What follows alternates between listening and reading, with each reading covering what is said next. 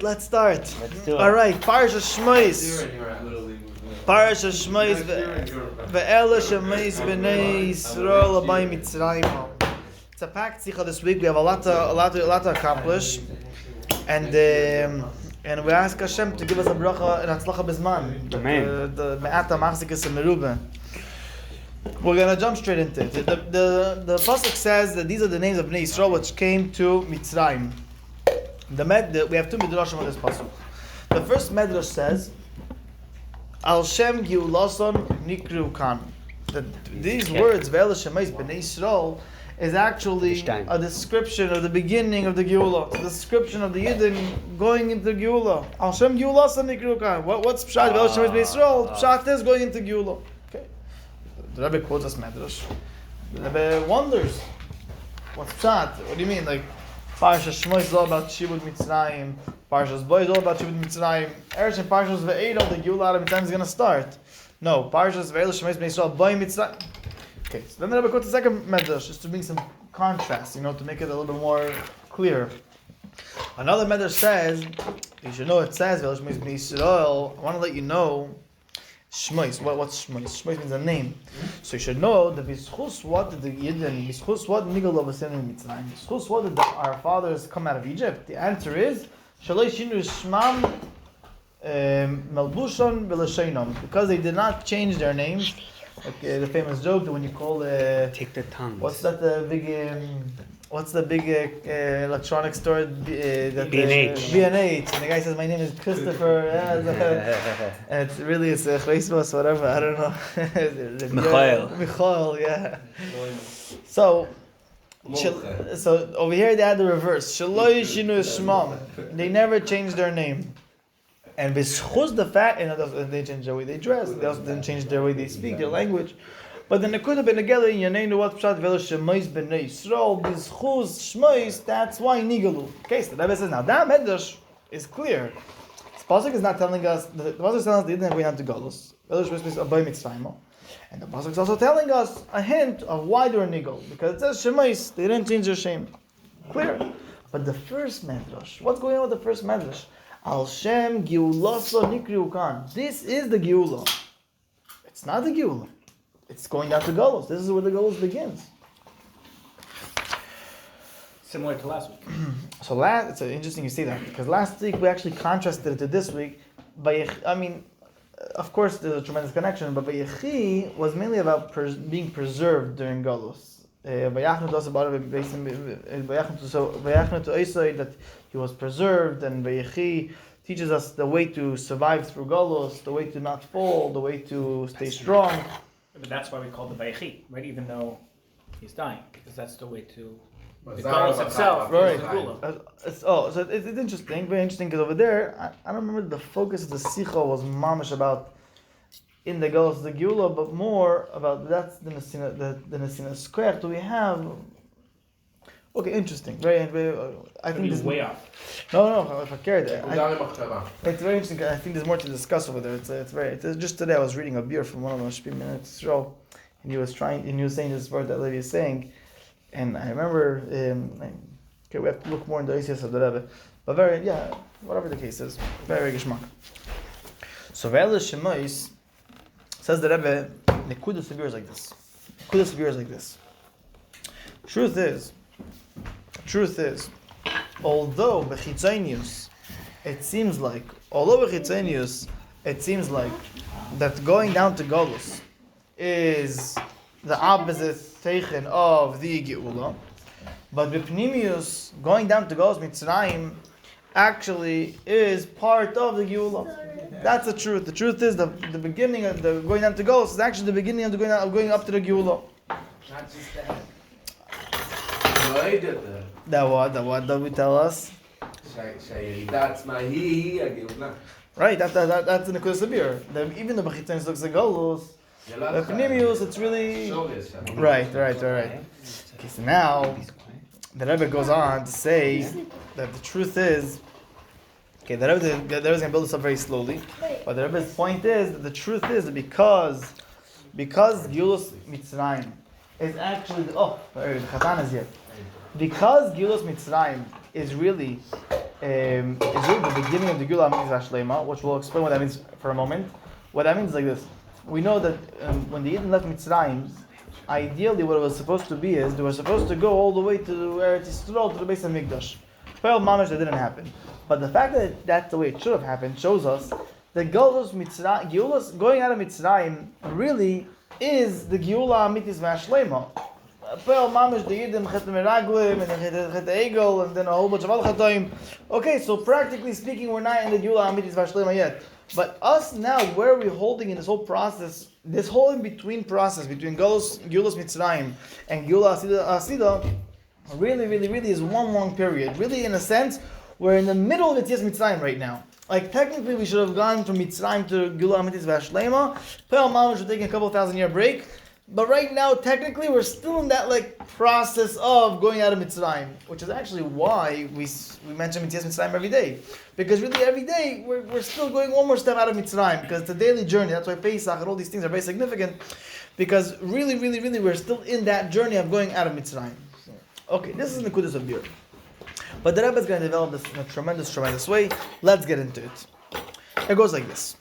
There is a Mishnah, a Maseches Brachos, and this is really where the Rebbe started off with the pintel of the Sicha, but now the Rebbe is going to start with the beer. The Mamash, the Sicha, unbelievable. There's a Mishnah, Maseches Brachos, that says like this. We actually said it in Haggadah as well. Amar Belaz ben Azariah. Harei ani keven shivim shana, v'lei zachisi she'amer Yetzias Mitzrayim b'leilos. It's as if I'm 70 years old, and I did not merit that Yetzias Mitzrayim should be mentioned at night. When do we mention Yetzias Mitzrayim at night? In Kriyishma, right? It's supposed to be Kriyishma in the morning, Kriyishma at night. The Shagas Arya, the first sugya, is all about this topic. Actually, we'll get there.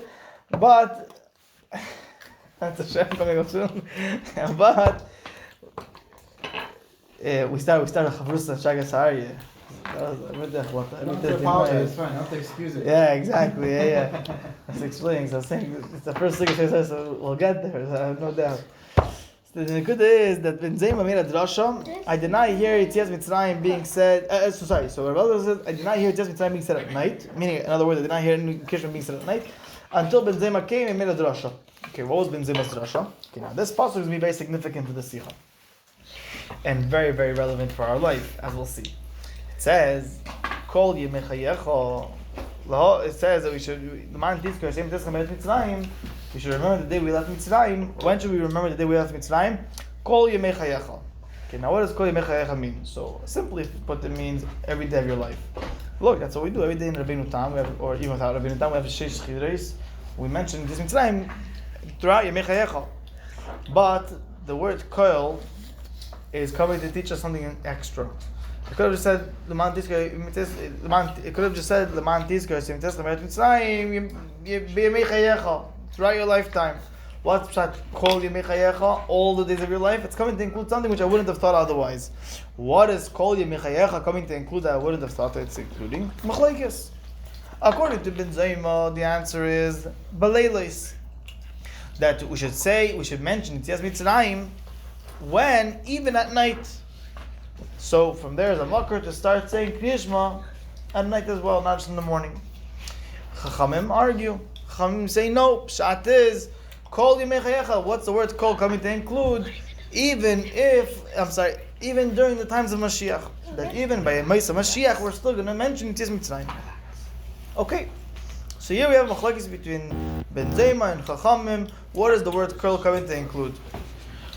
Now, just interesting to get a little bit sidetracked. If anyone opened the Sicha from inside, you saw that the Ha'ares are as long as Megillas Esther. I'm just joking. Megillas Esther looks short compared to these Ha'ares. And the Rebbe goes on a whole beautiful back and forth, mamish hardcore nigla. And one of the main ikudas that Rebbe basically comes to is that there's no factual machlekes between Ben Zayma and Chachamim. Everyone agrees we say Kriyishma at night. Everyone agrees we're going to say Kriyishma in the morning. I'm saying when Mashiach comes. The question is, do we learn it from the word koil or not? Fine, but that's in the Ha'aretz. It's very, very fascinating. It's not according to all opinions. Anyhow, it was worth mentioning. Let's move on with the Sikha. What is the significance of this machlekes? What does this machlekes mean to us? What do we learn out of it, and so on? The Rebbe actually has a few questions. The Rebbe wants to know, number one, what's the connection between Elazar ben Azariah and this word that he said? Number two is the timing. When did Elazar ben Azariah say this whole story? When did Elazar ben Azariah quote this machlekes? So the answer is, on the day he was inaugurated. We know that the Rebbe became Rebbe officially on Yud Shvat Tavshin Yud. When the Rebbe became Rebbe on Yud Shvat Tavshin Yud, the Rebbe made a mission statement for the generation. The Rebbe laid the blueprints for the generation. What was the blueprint of the generation that Rebbe told us? Basi Legani. So now we know every Yud, now it's Yud Shvat is coming. So we all know that, okay, it's time to rehearse, it's time to refresh in our mind what exactly is our mission statement of our generation. Yeah, Basi Legani. When Rebbe Elazar ben Azariah became a Rebbe, he became a Nasi. That day he became a Nasi. What happened was, Rebbe Gamliel was a Nasi before him. But Rebbe Gamliel being a Nasi, he was very strict. And there was some more stories that went on over there. To the point the Chachamim felt it was too much. He was way too strong, way too strong with people. And we have to remove him. So they removed Rebbe Gamliel, and they appointed Rebbe Elazar ben Azariah instead of him. He got up at the podium, now he's becoming the next Nasi. And now he makes this speech that we just quoted, which is that they're not zeichet. Yeah. Didn't they put in Rabbi Yeshua instead of him? And then there's a whole story that they had to go ask geula and something, and then instead, wasn't? No, Rabbi Shua got offended. And then He said. I definitely remember that he was the one who got hurt and he had to give a geula. But you're saying maybe he became. You're also, saying they took him down and put Elazar ben Azariah instead. He was this. Rabbi Gamliel was said something to Rabbi Yeshua, which was not respectful, and because of that, they removed him. Down, and then they added like 1 million seats, and then. This guy. When Elazar ben Azariah took over. Yeah, now we have we'll get. No, it's in Saita, no? It's in brachas. Yeah, in brachas. Yeah. Oh. Fine. So the Nekuda is like this. Okay, good. No, good. Very interesting. Nekuda is like this. So when he became Rebbe, this was his Basi Legani. You understand? So the Rebbe wants to understand, how is that a Basi Legani? How is that a mission statement for a generation? You're telling me a machlekes. Imagine the Rebbe would get up the day he became a Nasi and told us a pilpul. I'm saying, how do you live with a pilpul? You know what I mean? Give us something practical. Give us something which is more focused. What's pshat in this? How is this a mission statement? The third question is, one, understand this thing that he was 18 years old, but or according to different opinions, he was 13 years old, 16 years old, whatever it is, and suddenly suddenly it's as if I'm 18 years, as if I'm 70 years old, because he got all these white strips of his beard and so on. What's the deal with that? What's the nekuda of year 70? As if 70. What's pshat? Pshat's like this. This Mishnah is teaching us a way to the kizach, which goes like this. It says there's a mitzvah of being maskir ties Mitzrayim. What does it mean to be maskir ties Mitzrayim? Yeah, what's pshat to be maskir ties Mitzrayim? It means to go out of our Mitzrayim, to go out of our own Egypt, to go out of our own boundaries. Again, what's pshat lahaskit? Until now we spoke about it als nigle, als pilpul. Let's talk about it for a moment. Avodah.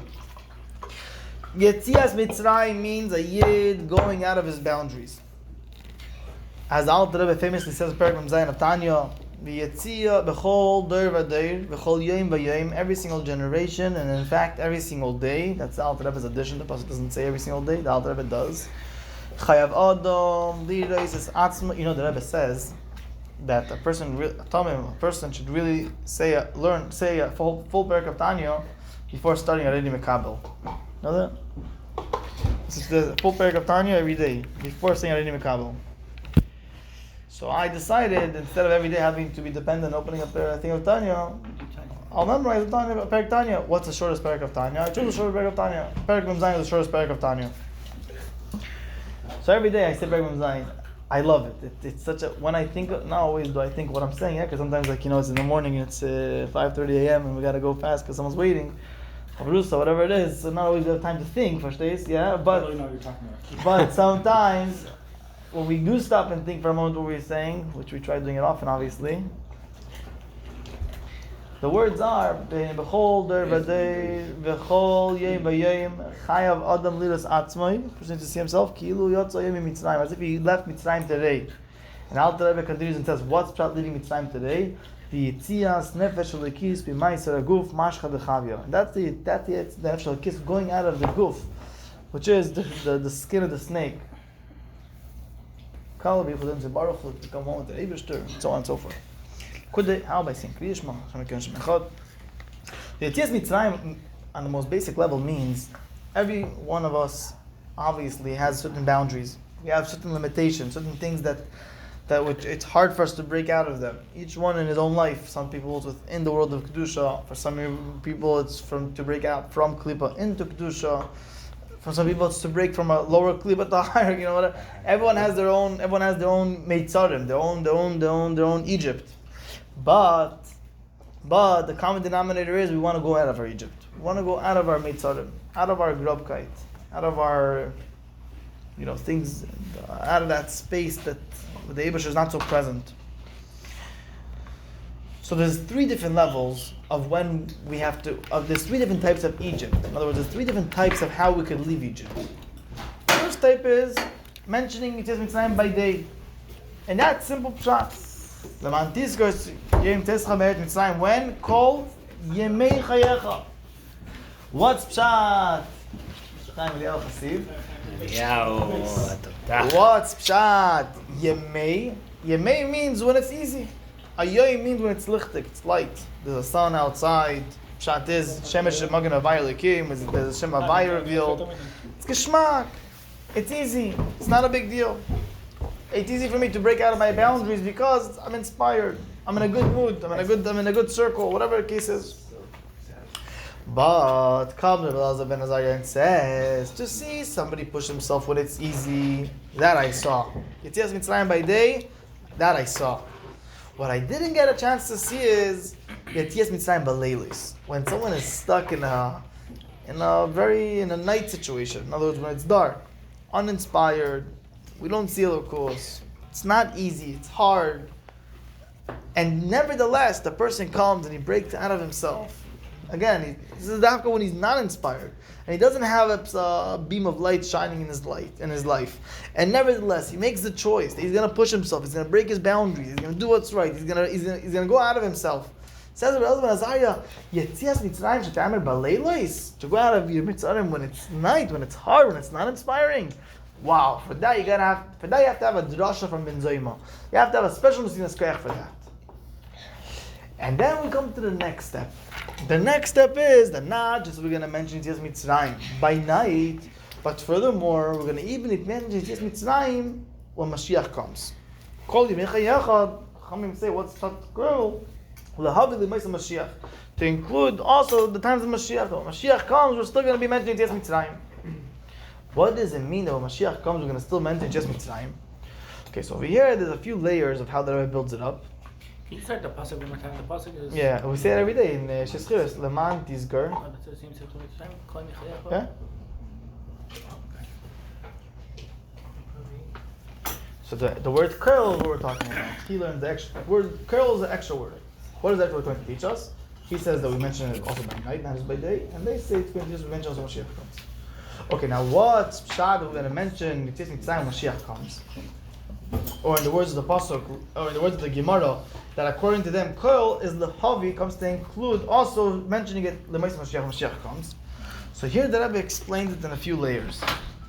Our time right now is not going to allow us to go through the edel type, the edel levels, very very fine levels that are built up over here. But it's very negeh. So I'll try saying the kitzur the nekudis. Wait 1 second, we'll see. We didn't connect it yet. As of now, the Rebbe just said Lahavin Zesh Lahagdim, a Mishnah, and right now it's an ADD moment in our eyes. But soon we're going to see how it explains everything. Very good. That's good. So the Nakuda is like this. It says the Rebbe, Lahav the Mashiach means that right now we're in Galus. One day, which we all daven and have bitachon, and we're very much awaiting that it should happen right now in this second. Mashiach's gonna come. The full is Galus. Based on midrash, Chesed, everything. There's two ways of looking at Mashiach's coming. One way of looking at Mashiach's coming is, it's a reward. I push the button over here, and I got a lollipop. If I right now sit down and I memorize a lot of Gemara, Baal Peh, and my teacher gives me a big thing of cotton candy, is there a connection between a blot of Gemara and a cotton candy? No. Same thing with Mashiach. This is one way of looking at it. There's no real connection between our Avodah during Galus and Mashiach. We have our job to do what the Eibishter wants during Galus, to put on tefillin and to daven b'Avodah, and to do Mitzrayim and to do whatever is demanded of us. Now, what's going to happen is, one day, as a reward, Mashiach's going to come. Now, what's the connection between my tefillin during Galus and Mashiach coming? The answer is nothing, no connection. It's just that because I did what's right, therefore we got a reward. Now, that's one perspective which is wrong. It's not accurate. Rather, what's the accurate perspective? That really, our whole avodah during Galus is to already start during Galus revealing Mashiach in the world.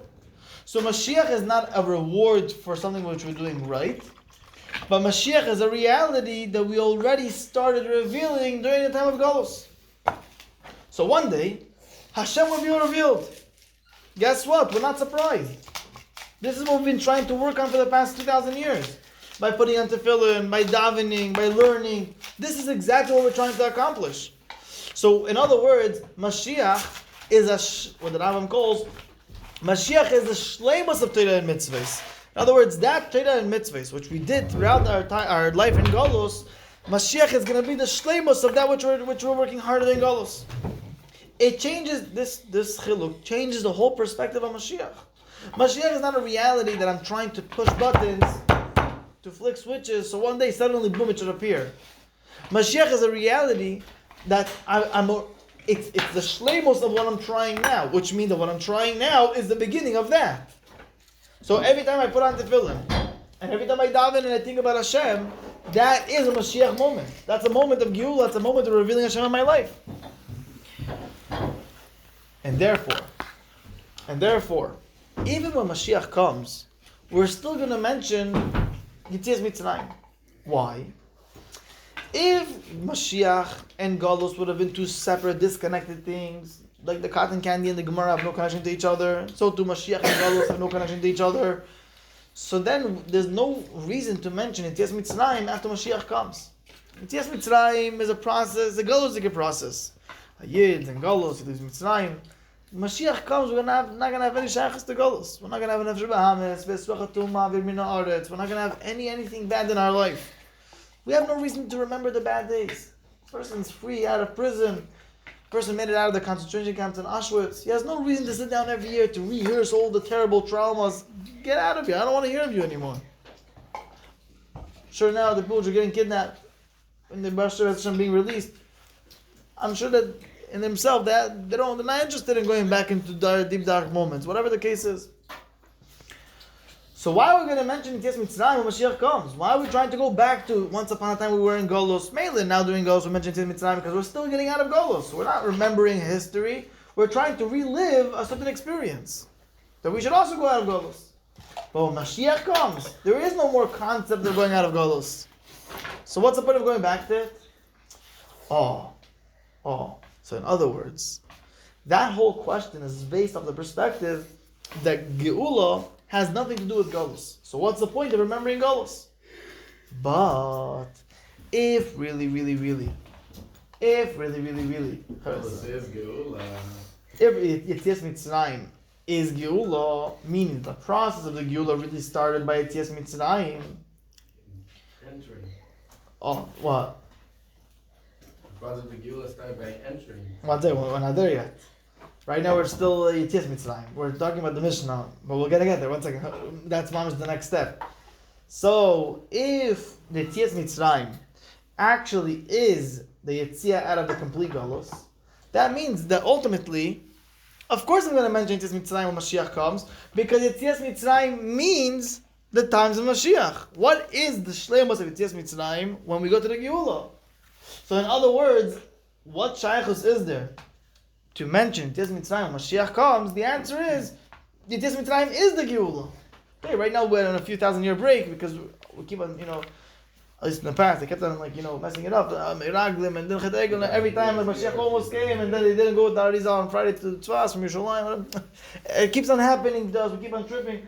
Now that's it. Mashiach's going to come in our, definitely at Mamish. But the point is, it's just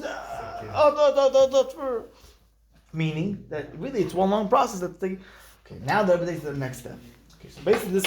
So far, what did we take? So far, what's the takeaway? I don't know if I don't know his explanation is a little bit too complicated or in some sense. I'll just summarize. So far, what's our takeaway? That the Galus of Moshiach is directly linked to Yetzias Mitzrayim. Yetzias Mitzrayim was the beginning of the process of the Galus of Moshiach. Okay, now the Rebbe takes to the next step. The next step is, it says in the Pasuk, Kol Yemei Chayecha Lehavi L'Maisa Mashiach. What does it mean, Kol Yemei Chayecha Lehavi L'Maisa Mashiach? Pshat is that already during the time of Galus, already during the time of Yemei Chayecha, we could already start Lehavi L'Maisa Mashiach. We could already start living with Mashiach. Meaning, in other words, once we understand that Yetzias Mitzrayim really is the beginning of the process of geula, so by us mentioning Yetzias Mitzrayim, what are we really saying? That the process of the geula already began. That means that by mentioning Yetzias Mitzrayim every day, really, what am I doing? I'm Lehavi L'Maisa Mashiach. I'm already bringing, not just is it including that I'm going to mention Yetzias Mitzrayim when Mashiach comes, but already now during Galus, I'm already starting to live with Mashiach. Why? Because it's clear to me that Yetzias Mitzrayim is really the beginning of the geula. Some way in the Gevart. Suddenly it's a whole different pshat.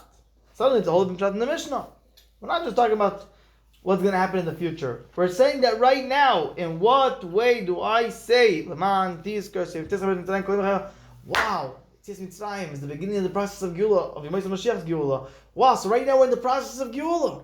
But now I can already start living and tasting that we're in the process of Mashiach. Again, it's based on the grain. The Yetzias Mitzrayim is the beginning of Yemais Mashiach. It's just practically, it's taking time. Now, says the Rebbe, for a moment, this will explain to us why Reb Elazar ben Azariah, the day he became a Nasi, why was this his Basi Lagani? Why did he choose to say this as his inauguration speech? Because what's the avodah of a Nasi B'Yisrael? The avodah of a Nasi B'Yisrael is to get the people in his generation, number one, to go out of their Mitzrayim when it's easy for them, to guide them. You're interested, you're inspired, you want to conquer, let me tell you where to go, where to conquer. Yetzias Mitzrayim, when it's easy, when it's inspiring. And the job of a Nasi B'Yisrael, the job of a Rebbe, it's perfect, the Chana for you tried, by the way, it's made of it. The job of a Rebbe is also to get the Yidden in his generation to go out of Mitzrayim, Baleilos. Even those who are not, even us, those which are not inspired, they're not so involved, whatever. Nefesh is strong, and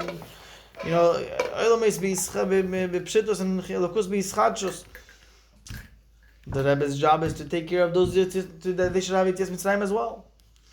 And furthermore, says the Rebbe, what's the job of a Nasi B'Yisrael? Meaning, Reb Elazar ben Azariah is telling them this Mishnah because he's communicating with him how he looks at himself. Guys, I'm here to help you guys, to guide you when it's easy. I'm here to help inspire you and lift you up when it's going to be hard. And the last step which I want to accomplish with you guys is Kol Lehavi L'Maisa Mashiach. I want to help you guys already now during Galus live with a geula mindset. I want to help you guys already now live in a geula lifestyle. So to summarize, the question was, why did Reb Elazar ben Azariah say this Mishnah out of all Mishnayos? Why did he choose this pilpul on the day he was inaugurated? Answer is, he's giving them his own job description.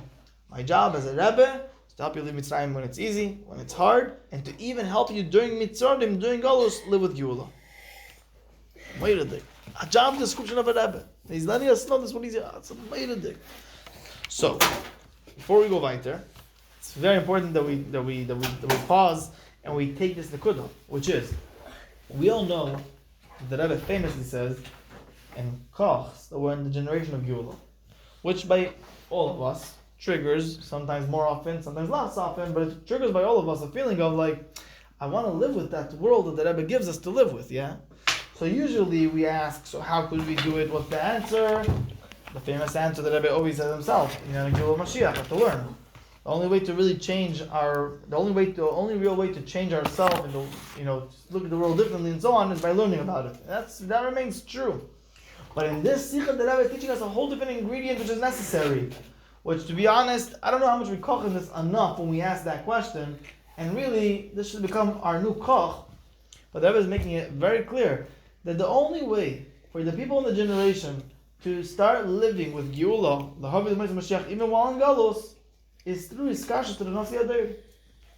Because that's the job of Rebbe ben Azariah. That's the job of the Rebbe. And that's what he's telling them when he's inaugurated. Guys, this is going to be my job. So without the iskashus to the Rebbe, it's impossible to really live that way. That's my Musgar. Stop. And we see the muchash. We see it clearly. We could learn, but bottom line is, we live in our little bubble. We're not really fully exposed to MS. Once in a while, we meet inspiring people, but nothing life-changing. When it comes to the Rebbe, when it comes to going into the Rebbe's world, whether it's learning the Rebbe's Torah, or going to the Rebbe, going to 770, going to the oil, going to the Rebbe, to write a letter to the Rebbe, for no good reason, just other than the fact that I'm a chassid coming to the Rebbe. Once in a while, it's important. A son comes back home. Not only when it's my birthday, not only when there's I don't know what. All these feelings, all these moments of iskashrus refocus us. It refocuses us who we are and what we're here for. And that's a taste of geula. That refocus of like, the world can't stop me. And I'm here for a reason. And I just feel like Hashem runs the world and nothing else is important. That awareness is a taste of geula. So iskashus really, by default, gives us a taste of geula. But of course, we have to, learn the Rebbe's Torah, the Chlal Torah, Moshiach, and so on. Now, the Rebbe connects to the number 70. 70 means someone that really fully worked on himself, and he's perfect. He worked in the 7 midas, the way each midah is included from the other 10 koiches. The Kitzur, he's a perfect individual. That's the Rebbe. And only because he's perfect, and he already elevated not just himself, but he also elevated the 70 nations. The number 70 represents my completion and the completion of the world around me, meaning that I have done my part in elevating the world around me. Only someone like that could really guide me, to give me instructions, really uplift me. That's why Rebbe ben Azariah, when he's coming to guide them, he says, Chavre, I'm young, I'm not young, it's not a geah. I'm in a stage of shleimus. My nefesh l'kis is perfect. My nefesh b'amis is on board. Not just that, the shivim umus around me. I know I koch et sheva mitzvahs, quote unquote. In other words, I'm fully there, and therefore I'm able to be the guide for the perplexed. Therefore, I'm able to be a meirin nevuchim. I'm able to help you guys through your struggles. In other words, he's making it very clear. I'm a Rebbe, and that's why I'm able to help you. Now, the Rebbe also connects it. Very, very interesting, fascinating actually, to Rabban Gamliel's position. Rabban Gamliel, like we said before, was very strict. And he had a policy, any Talmud, any Talmud which is not mamish perfect, is not doesn't belong to his midrash. He actually had a guard standing over there, and you would test every baruch that would come in, every person would come in, and you would see, this guy is for real or for fake. Now, the day that Rebbe ben Azariah became a Nasi, they took away the Shomer, and they added to your source, either 400 benches or 700 benches. The Rebbe makes a gosh, 700, 70 times 10, each one shleim was, my God. Anyhow, 400 or 700 benches were added. What's the nekud over here? The core difference between Rabban Gamliel and Rebbe ben Azariah is Rabban Gamliel lived Mashiach's times. What kind of Mashiach's times? Mashiach, the way he's removed from the world. Mashiach means a perfect world. Or, if we're talking about Jews, talking about Yidden, Mashiach means a perfect Yid. A Yid that is 100% devoted to Hashem. So Rabban Gamliel lived in a very Mashiach-like mindset, but which part of Mashiach? Mashiach, the way Mashiach is disconnected from the time of Galus. So when he saw a Yid, which is still something Galusdik about this Yid, he said, sorry, this is a Mashiach to give his midrash. Rabbi ben Azariah, on the other hand, Rabbi ben Azariah had the ability to combine Leilos with Labi L'Mais Mashiach. Rabbi Elazar ben Azariah had the ability to bring a Yid, which is in a state of Leilos, to live with geula. Meaning that Rabbi Elazar ben Azariah's argument, quote unquote, on Gamliel was, you're living geula which is disconnected from the world.